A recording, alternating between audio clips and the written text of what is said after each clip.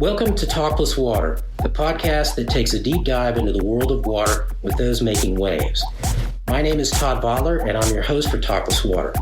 I'm also the editor-in-chief of Texas+Water and the Texas Water Journal. You can sign up for Texas+Water by visiting texas+water.org, and you can sign up for the Texas Water Journal at texaswaterjournal.org. Both publications are free. My guests today are Ken Kramer and Jennifer Walker. Ken is Water Resources Chair for the Sierra Club's Lone Star chapter. Jennifer is Deputy Director of Texas Water Programs for the National Wildlife Federation. Ken and Jennifer have both had a major role in producing the 2020 Texas Water Conservation Scorecard, which we will be discussing in some detail today. Ken, Jennifer, welcome and thank you for being part of Talk+Water. Thank you.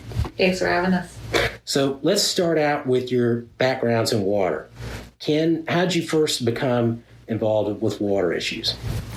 Well, I first became involved with water issues primarily as a graduate student at Rice when I was working on a Ph.D. in political science back in the 1970s. As part of my dissertation work, I decided to focus on implementation of federal air and water pollution control policy in Texas because I'd had an interest in the environment going back to actually the early 60s when I first read Silent Spring by Rachel Carson.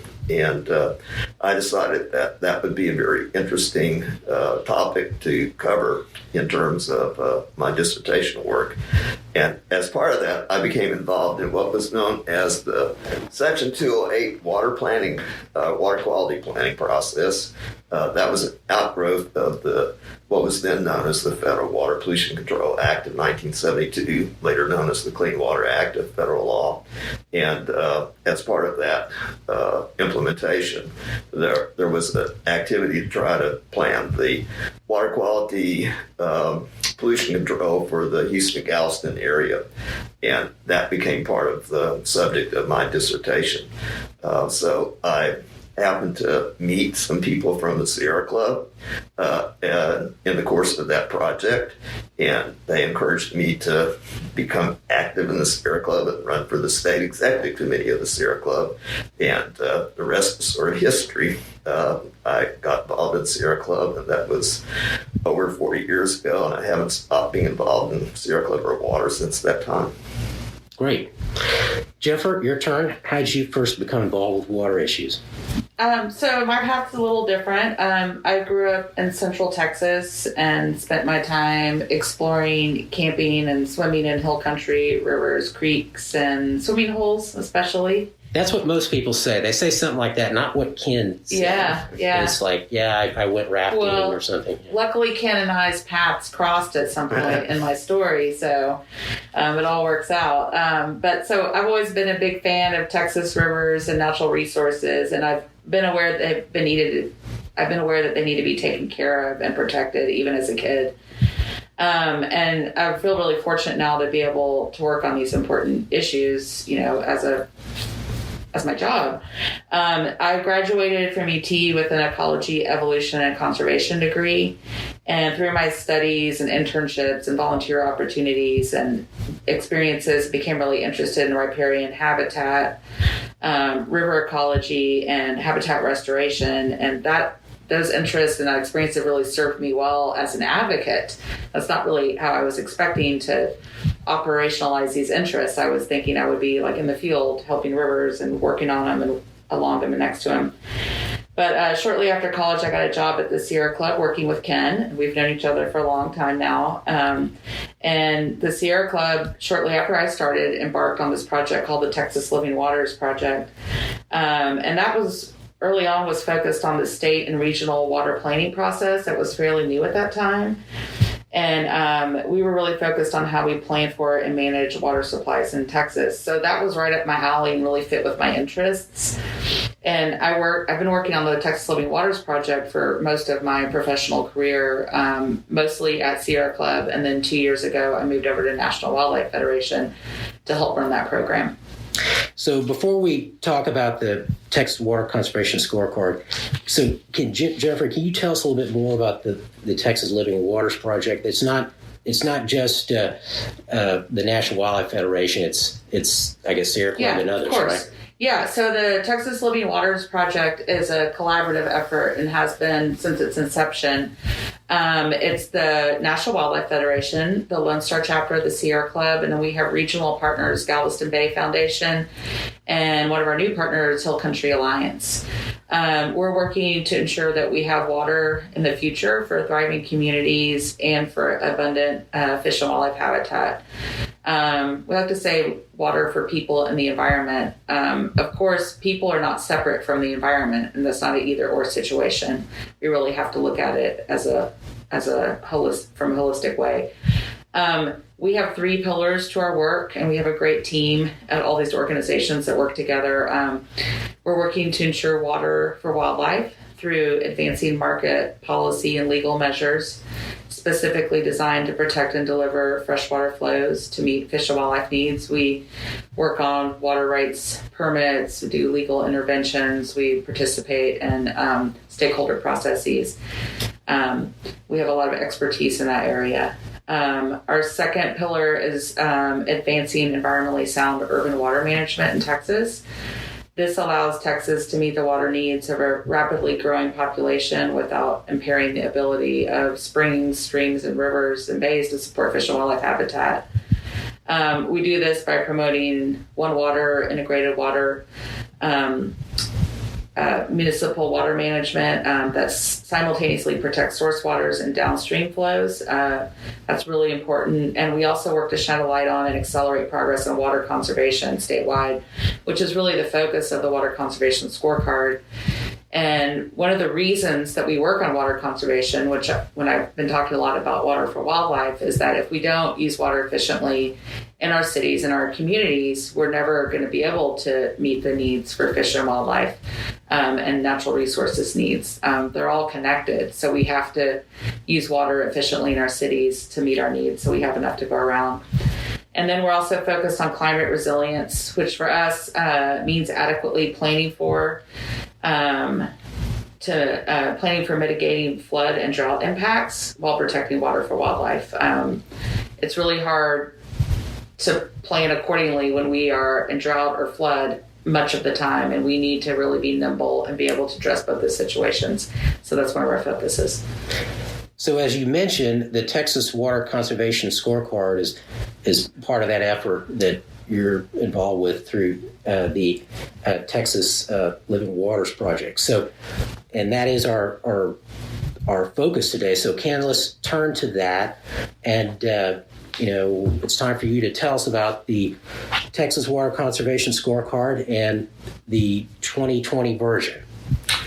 Well, the Texas Water Conservation Scorecard is essentially an assessment of over 300 retail public water utilities in Texas to determine their level of conservation efforts to try to promote water efficiency and reduce per capita water consumption or hold that level down.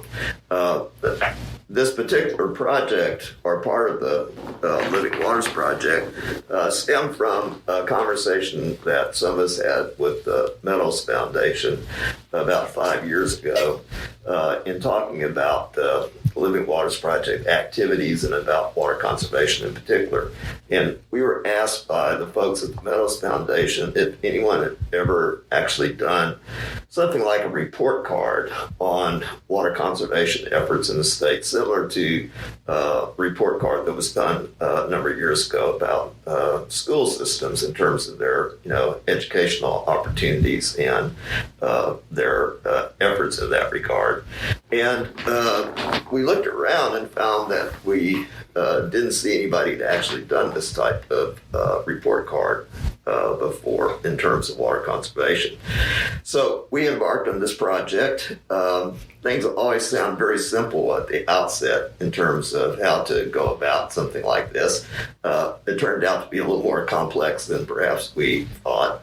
But the beneficiaries of the fact that Texas actually produces a wealth of publicly accessible information about water conservation and things that relate to water conservation. We as a state, for example, require water conservation plans of certain utilities for various reasons, and we also require them to report annually on their implementation of those water conservation plans. We also require that water utilities, at least every 5 years, and in some cases annually, report water loss in their distribution systems through what are known as water audits or water loss audits. So there was a wealth of public information available that we could use that requires a great deal of research and digging in order to come up with some type of scorecard. We essentially launched an effort where we got data from the Texas Water Development Board on the retail public water utilities who are required to do these kinds of reports. We went over those reports and that data, and then we also, for a certain select number, looked at their websites and other information that was available through sources like the Texas Municipal League to determine what they were doing in water conservation. So this particular scorecard in 2020, which is an update of the original one in 2016, looked at specifically 356 water utilities around the state. And these are primarily the utilities that serve a population of 10,000 or more. In strictly statutory terms, it's any water utility with 3,300 connections or more. That usually translates into about 10,000 people. So I think specifically in 2020, we have looked at about 40 of the largest water utilities, the ones that serve about 100,000 population or more, and about 92 that serve 25,000 or above, and then the rest, about 200 or so that serve 10,000 people or more. And we graded them on various things like whether they turned in their reports as they're legally required to do, what level of water loss they had in their systems, whether they have outdoor watering restrictions to try to curb excessive water use, whether they have water rates that are structured to try to send a conservation pricing signal so that people will try to use less water in order to avoid paying more. So the scorecard is based on those kinds of considerations. And before we go on to the next question, I just want to point out Meadows Foundation is based in Dallas, right? Right. So tell us, what did you find in your 2020 scorecard after you looked at all those utilities? Well, what we found this time was basically that as a whole, the retail water utilities in the state have not significantly improved their water conservation efforts in the last 4 or 5 years. There have been some utilities that have definitely upped their performance on water conservation. And there are some measures or metrics that we used where there has been overall improvement. But if you look at the scores in 2020 and compare them to the scores in 2016, there's really not much difference among the small utilities or the large and medium-sized utilities in the scores for those two scorecards. So that's a little disappointing in many ways because we expected that Texas might have improved more in terms of water conservation effort in the last 4 or 5 years.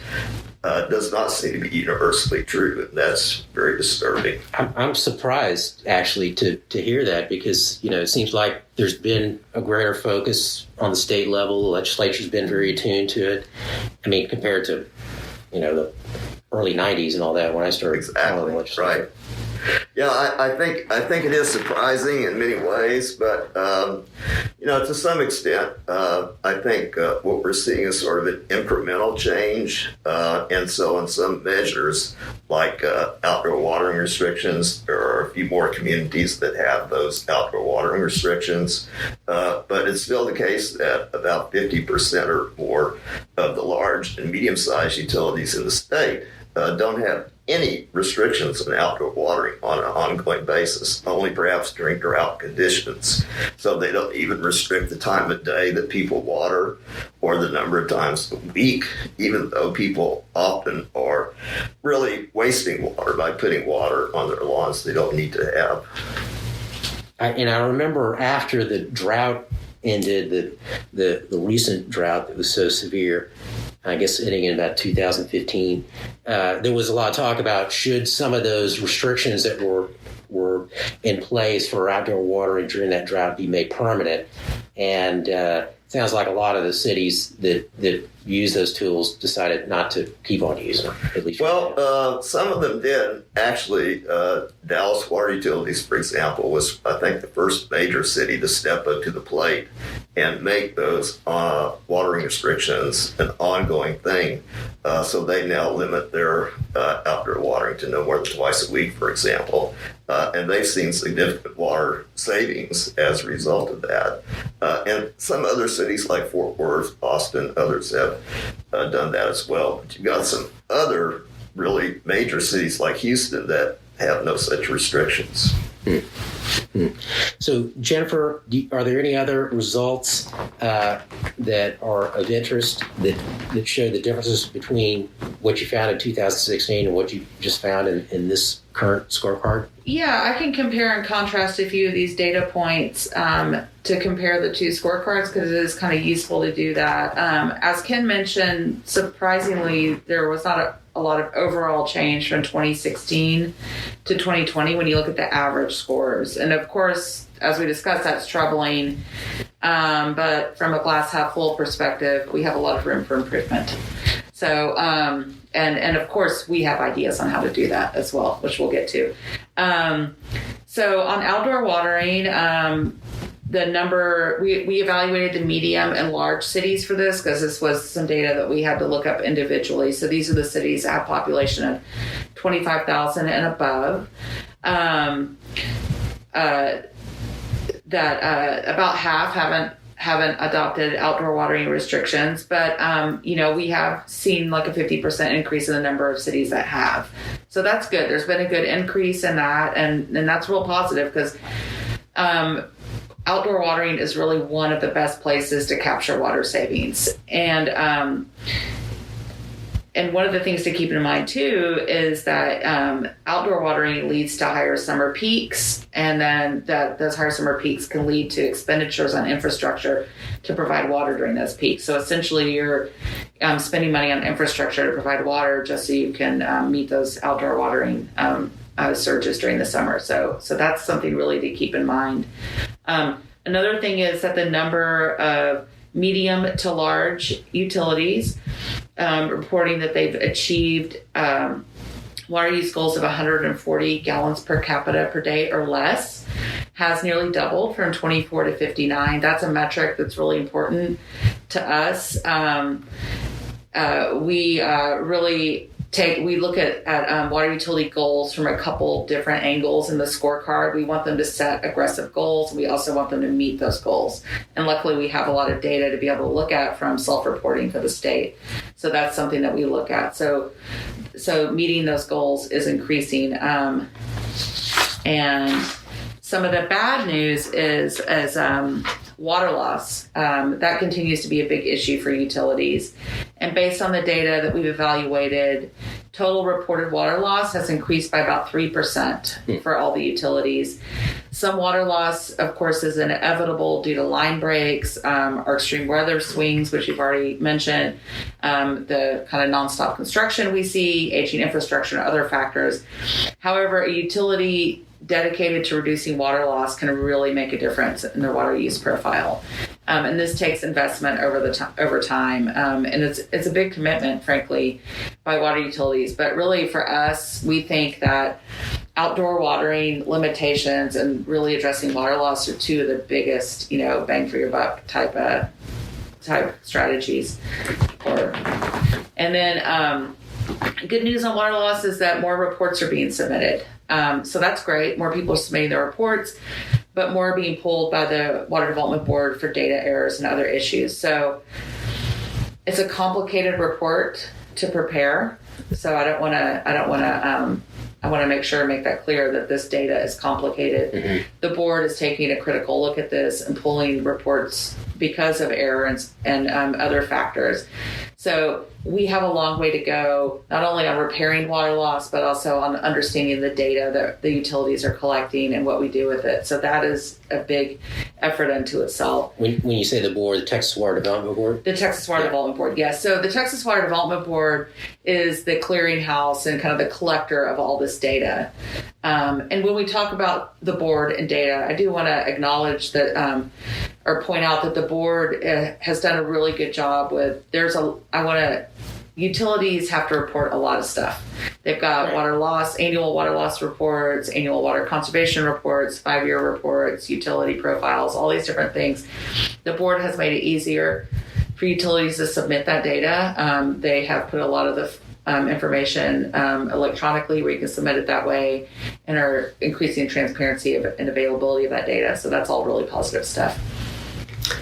So I'm just curious, did you see any patterns between parts of the state that are doing better than other parts of the state, or differences between urban and rural systems, anything like that kind of come out of your analysis? Or we didn't really break it down that way. Okay. I will say on water loss that one thing that we noticed is a lot of the bigger cities in Texas have higher levels of water loss.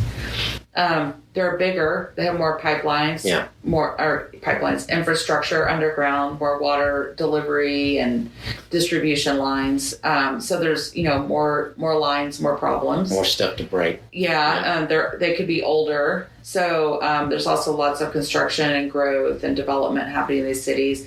I think also on some level that some of these cities have a more sophisticated understanding and maybe a more accurate picture of their water loss than some other communities.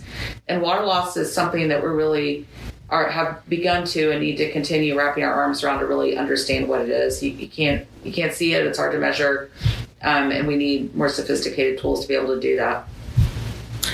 So I'm sure you had some systems that were standouts. Who were your, top performing systems that you found in the 2020 scorecard? Oh, yeah. I'm happy to talk about those folks.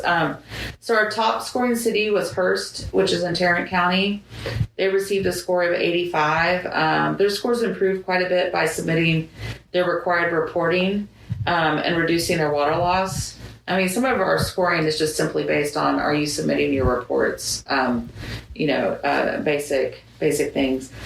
Austin was the top scoring city in the 2016 scorecard, and they were number 2 this time with a score of 80. Their score, while still quite good, has dropped a bit due to their level of water loss, as we've discussed. But it should be noted that Austin dramatically decreased their per capita water use from 190 gallons per capita per day in 2006 down to 126 in 2018. So I just want to say something. I remember in the 90s when we were having discussions about, what was practical for, reductions. And, it was like, we're using some of these places, we're using 250 and higher. I mean, some still are. Right. and they're like, and it's not possible to get down to 125 or whatever, but they've done it, and there's still a lot of improvement that can still be made, right? Yeah, and so on that note, perfect segue. The cities need to set 5 and 10-year water conservation goals as part of their water conservation plan. And that's another thing that we look at.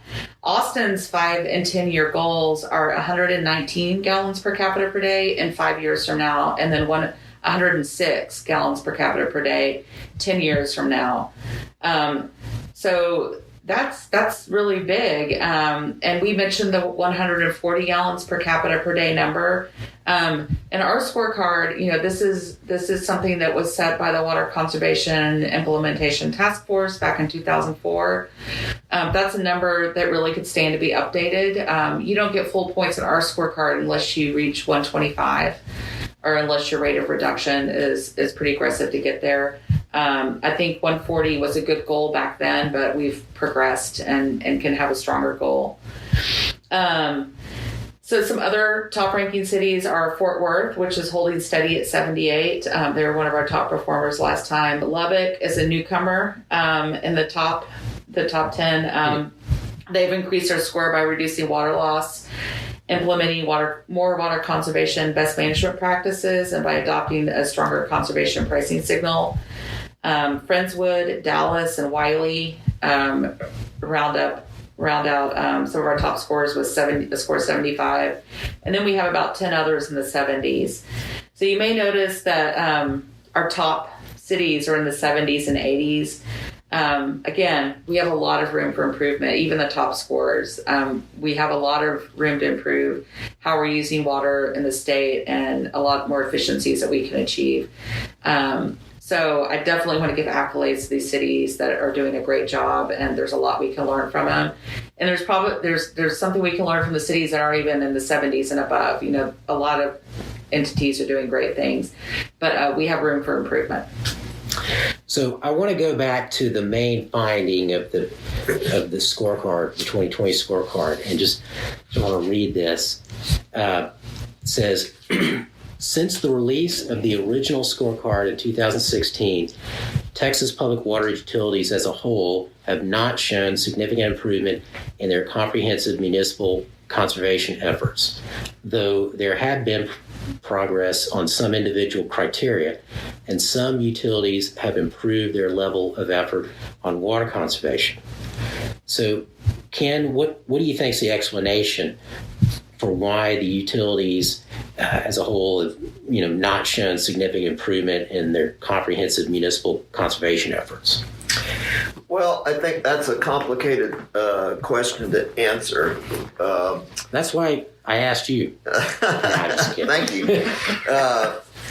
One of the things that may seem a little incongruous is that if you look around the country, groups like the Alliance for Water Efficiency and the Environmental Law Institute have put together this assessment of the laws and policies of the 50 states that promote water conservation. And they actually, in their report card, if you will, on the water conservation laws and policies of each 50 state, have ranked California and Texas as the best among the 50 states, with I think at least an A- rating for both California and Texas.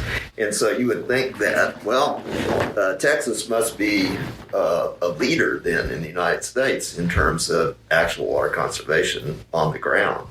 But that particular report card is looking at the laws that have been passed, the policies that have been set at the state level, and our scorecard really looks at what is happening on the ground in the local areas where the utilities are operating, because many of the state laws in Texas that deal with water conservation require reporting, for example, and require goal setting, but they leave it up to the utilities themselves to determine what those goals are and exactly how they're going to accomplish their own goals. And that varies quite a bit from one utility to another. And so we're really sort of across the board, if you will, in terms of how different utilities interpret and implement the state requirements. Now, why haven't we improved more? Well, in the last, over the last 20 years, I think as you indicated from our discussion about gallons per capita per day, we have seen a dramatic drop in per capita water consumption in Texas. And so I think the current projections are that if all the water conservation strategies in the state water plan and regional water plans are actually implemented by 2070, that the overall statewide average GPCD, or gallons per capita per day, will be about 124 or so. And so progress has been made and will be made. Question is, why haven't we made more progress in the last few years? I think it's a combination of things. I think, first of all, there's still this traditional line of thinking among many water utility officials that, well, water conservation is a good thing, and we want to encourage people to use less water. But many of us have very costly infrastructure and water development projects in place that we need to pay for. And the only way we can pay for that is by selling water to customers and having them cover the cost of our vested infrastructure. And so there's this sort of push and pull, I think, in the minds of many utility officials. Well, I want to promote conservation because it's a good thing, but I also have to cover my costs. Right. And so how do I do that if people are using less and less water? And I think that is, sort of an impediment, a psychological barrier, if you will, to really pushing for aggressive water conservation in some areas. One final thing in that regard is, in terms of the last few years, the emphasis in Texas, quite frankly, on the part of most of our elected officials has been, how do we deal with the fact that we have too much water in terms of flooding? Right. With the Hurricane Harvey incident in 2017, with a number of other flooding events in the Hill Country and in Houston and other years in other parts of the state, even San Angelo a few years ago, the focus has sort of shifted from conservation to our water supply necessarily to flood control and flood management. And that's understandable. We're several years away from the 2010 drought, which was probably the harshest 12-month dry period in Texas for most of the state. And so, back then, people were concerned about where's our water going to come from, and we need to be conserving the water we have. Now, the emphasis, for the time being at least, is on flood control and dealing with that issue. So I think many of the people making decisions about water in cities like Houston and elsewhere focused on flooding, not conservation and supply. Mm-hmm. Yeah, I agree with that. And when I talk to utilities and talk to folks, one of the things to keep in mind really is, the folks at the water utilities and the folks running the water conservation plans aren't in charge of everything. How we manage our water supplies in many communities comes down to being a political decision. If you're going to make major kind of policy or program changes, then you have to go to your city council. You have to have your upper management. You have to have your CFO. Everybody has to be on board. So it's not just a matter of, we have a really smart utility and water conservation staff. Everybody in your organization at all levels have to really be behind the effort. I think what we've seen in Austin, I live here and I'm very involved in kind of how we manage our water supplies here. So I know that example personally, but all levels are really behind the efforts to conserve water and understand why we're doing it and what the benefit to the community is. And so there's a big effort behind it from the mayor on down to, the person doing irrigation system audits. So that's a real mindset that's very important. So I just want to, ask you this, Jennifer. Do you see, because this is something I've been looking at, kind of a generational change? I mean, that you've got, younger folks, coming in and running these organizations, and maybe they're a little bit more interested in conservation, and they see that is a part of the foundation of what they do, maybe compared to the folks who are now like me, kind of moving out of the way and making room for. Yeah, I think so. I think what I've seen really is like an expansiveness of our understanding about how to manage water supplies and water conservation. I mean, as Ken and I have said many times, we still have a long way to go on water conservation, a lot of improvement that can be made. But one of the things that I'm really seeing is this kind of like expansive thinking and how we manage our water supplies as a whole through One Water or integrated water resource management. And we're conservation is part and parcel of that, but we're actually looking at how do we manage and use stormwater as a water supply? How do we capture AC condensate? How do we capture rainwater? How do we use non-potable water for non-potable uses? Like, how do we maximize our water supplies in order to meet our community's actual needs, not our wants, and just really kind of thinking of it in a more holistic way. And I think that that's really the kind of evolution I'm seeing. Conservation is a core part of that. And we, on the classic bread and butter conservation issues that we kind of look at here in the report, we have a lot of progress to do on that, but we're also at the same time kind of thinking in this more holistic way, which I think is a real positive. So, Ken, going back to you on the scoring system that relies on this data that's generated from multiple sources, there's always issue of rigor and accuracy with data that may come from a lot of different places with a lot of different capabilities. And so, knowing that many water utilities are not going to be too happy with their scores, how confident are you in the scores and the process that you used in putting this report together? I'm very confident in our scoring system in terms of it capturing what I think the real story is. For one thing, several of the metrics that we use are pretty cut and dried. Like, did you file your 5-year water conservation plan with the state? Did you file your annual report each year to discuss how you're implementing your water conservation plan? Did you file your annual water loss audit? Those are, either yes or no, sort of binary criteria. So it's pretty easy to score on that regard. And let me emphasize that all three of the things I just mentioned are statutorily required. These are things that people are supposed to do as required by state law. Now, unfortunately, there is no real enforcement mechanism to make sure that they follow those things. So whether they do or not is definitely something that indicates at least their seriousness in terms of following through on water conservation. In, I think, many respects, maybe the most controversial metric that we have is the water loss metric, because we are using what is known as total water loss or total percentage of water loss as reported in the annual water loss audits by the utilities themselves. And as Jennifer mentioned earlier, those are complicated reports. It's sort of a complicated calculation. And so errors often creep into that.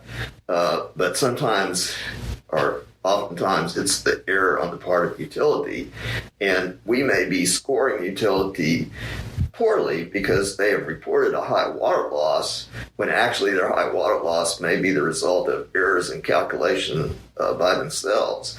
I'm not going to mention the utility's name to embarrass them, but 4 years ago when we did our first scorecard, as an example, we had scored a particular city very low on water loss because they reported a 28% water loss, total water loss. And when the news media in their area asked them about that, they said, well, there's no way. We don't have a 28% water loss. We have about a 10% water loss. Well, they went back and looked at their water loss audit that they turned into the state, and indeed they had reported a 28% water loss. And so they made an error in their calculations. They had to go back and revise that. But those kinds of things are going to creep into the scoring system because of the self-reporting nature of that kind of data. But other question about water loss, of course, is, well, there are actually several different metrics that utilities use to determine water loss and whether they're going to address that water loss and to what extent.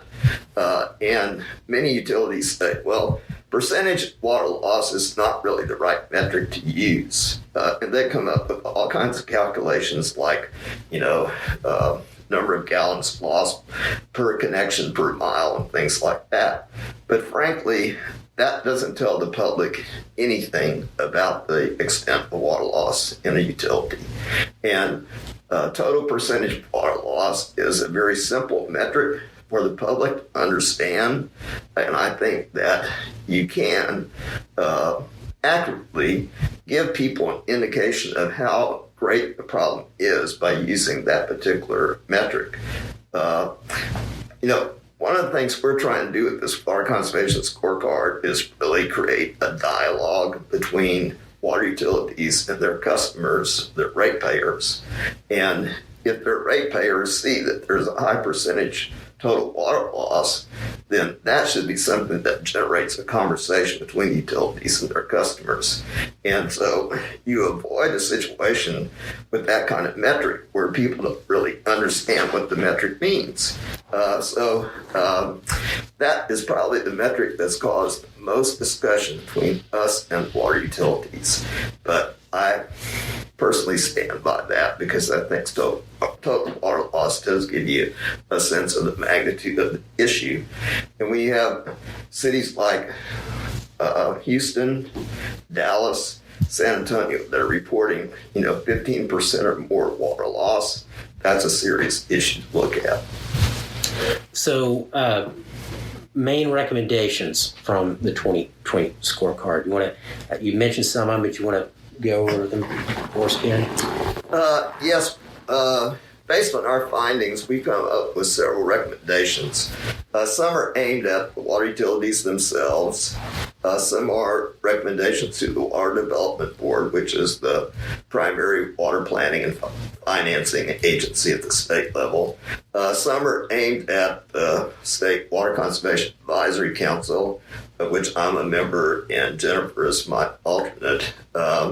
That is an advisory body to the Water Development Board and to the Texas Commission on Environmental Quality. And then some are more generally aimed at the state because there may be different entities within the state that are most appropriate to follow through on those recommendations. I think maybe the two most important recommendations for the water utilities are one, for those that don't have outdoor watering restrictions in place already, that they should adopt those restrictions on an ongoing basis, not just for implementation during drought periods. And that includes time of day watering limitations, so you're not watering during the heat of the day when you're losing a lot of water, wasting a lot of water to evaporation, and then also limiting the number of days per week. Let me say sort of parenthetically, though, at this point about outdoor watering.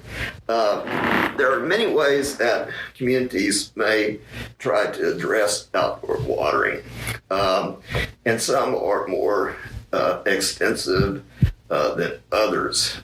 San Antonio Water System, for example, actually targets certain categories of customers and tries to tailor outdoor watering advice, recommendations, and programs to those categories of water users, which is great.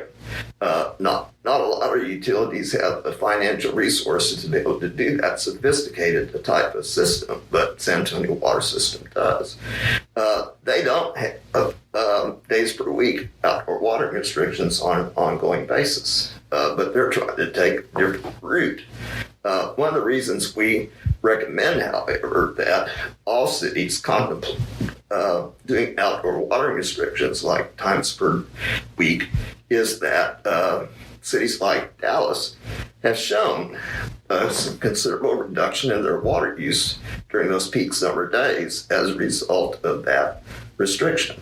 And so it's sort of cut and dry that usually does result in water savings. Now, those need to be coupled with good education so that people, if they're watering only once a week or twice a week, are not, watering more hours than they need to during that period of time. So there's a lot involved there. But I think for any of the water utilities in the state, that are currently not doing outdoor watering restrictions, that's really the easiest thing to do.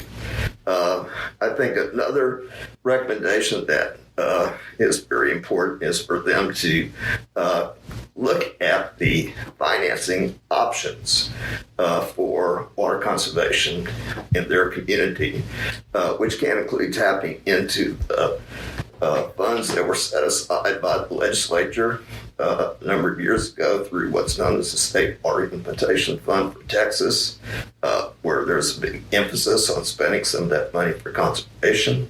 And then we have some other options that are a little more innovative and involve people being able to tap into water conservation financing. So for water utilities, I think those are some of the recommendations that are important. At the Water Development Board level, one of the things we would like to see Water Development Board do is to develop true model water conservation plans. Right now, the Water Development Board has a template that they give to utilities and say, this is what a water conservation plan ought to contain. But it's really just sort of, check the box. It has these kinds of things in it. It doesn't really give you a model in terms of what would be the most effective conservation measures that should be included. So we think that would be an important step for the Water Development Board. And I believe that, as Jennifer mentioned, we need to reconsider our goals statewide for water conservation in terms of gallons per capita per day. And that's a State Water Conservation Advisory Council, we believe, ought to reconsider what those goals are. So let's go. I've got two questions which are really kind of, your chance to kind of take your experience in putting the scorecard together and going through this process and, kind of extrapolating. And so, Ken, the scorecard notes that assessments by the Alliance for Water Efficiency and the Environmental Law Institute have found that Texas continues to receive high marks and recognition for its laws and policies on water conservation compared to other states. So, given the results of the scorecard, for Texas, what do you think this suggests to you about water conservation efforts for municipalities on a national basis?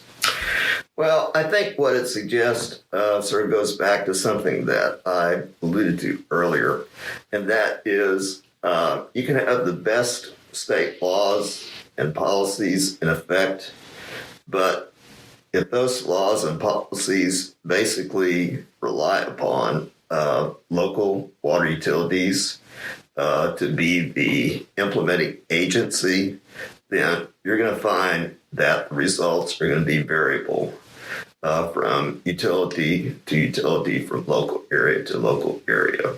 And so if you look nationally, there are some standouts in terms of water conservation at the local level, not necessarily reflective of the statewide efforts in the state in which those local areas are reside.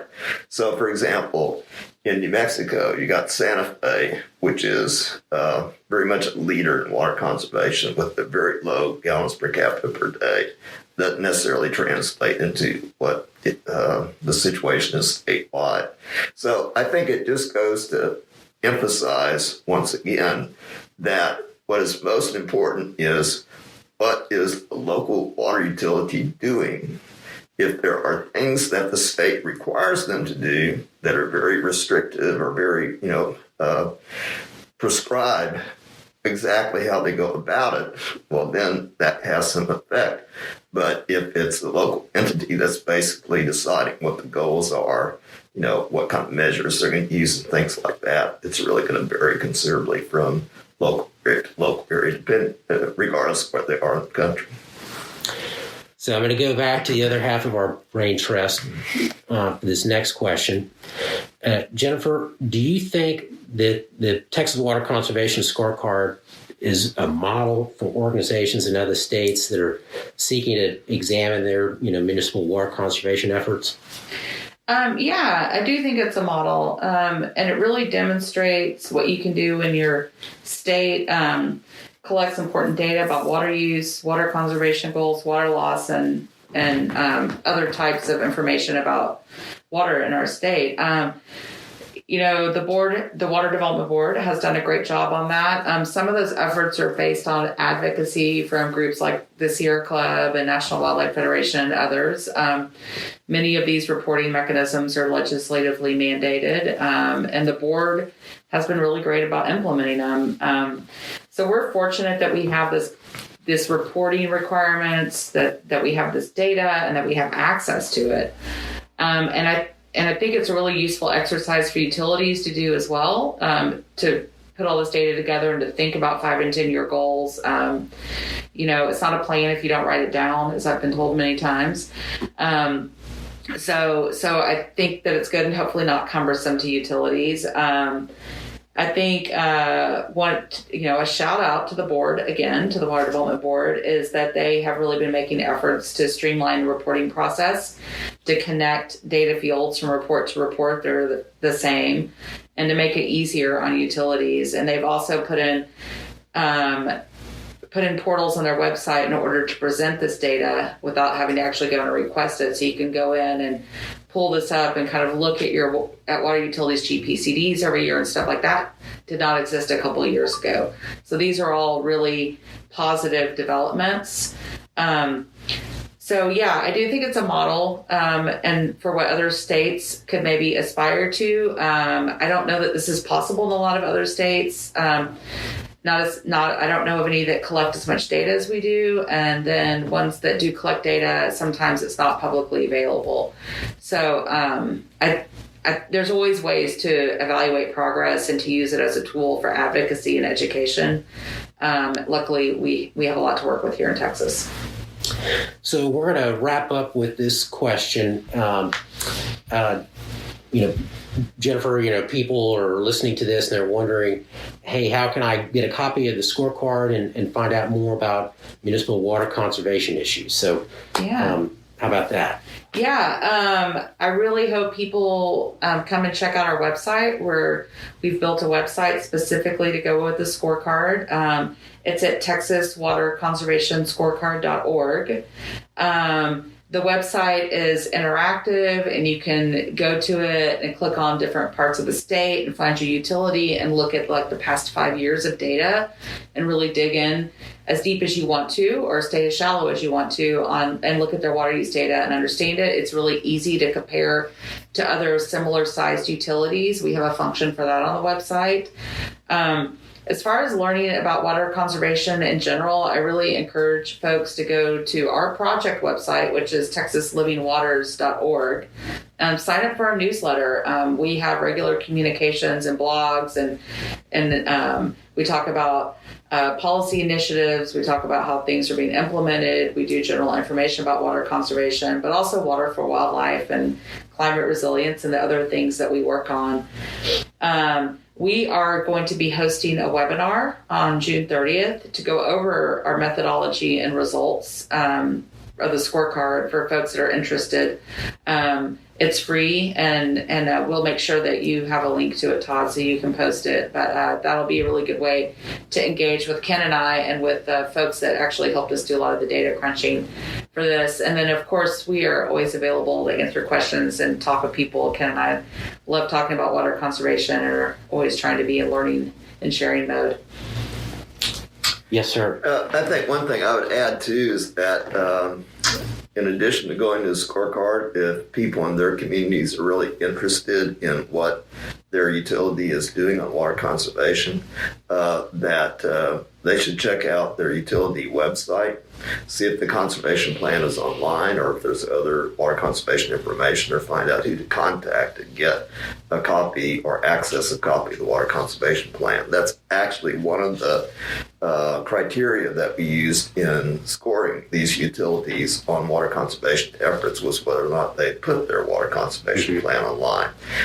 We think it's very important that utilities be transparent with their customers and their ratepayers about what they're doing on water conservation and what their projected goals are and how they are attempting to achieve those goals.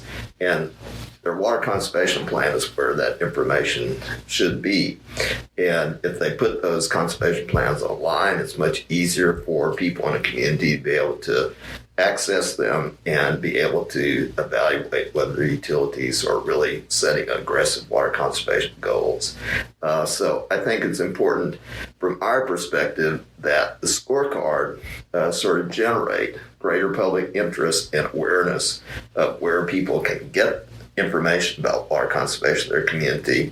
Scorecard allows them to compare their community to other communities, and then perhaps encourages them to encourage their utilities to do more in water conservation. That's really part of this whole effort to bring to a higher visibility how water conservation is being handled by utilities around the state.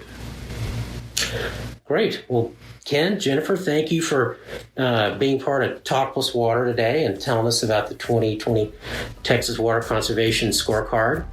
And, I will include links on how people can find that. So this has been Talk+Water. My guests today were Ken Kramer, Water Resources Chair for the Sierra Club's Lone Star Chapter, and Jennifer Walker, Deputy Director of Texas Water Programs for the National Wildlife Federation. My name is Todd Votteler, the host of Talk+Water. Let's talk water again soon.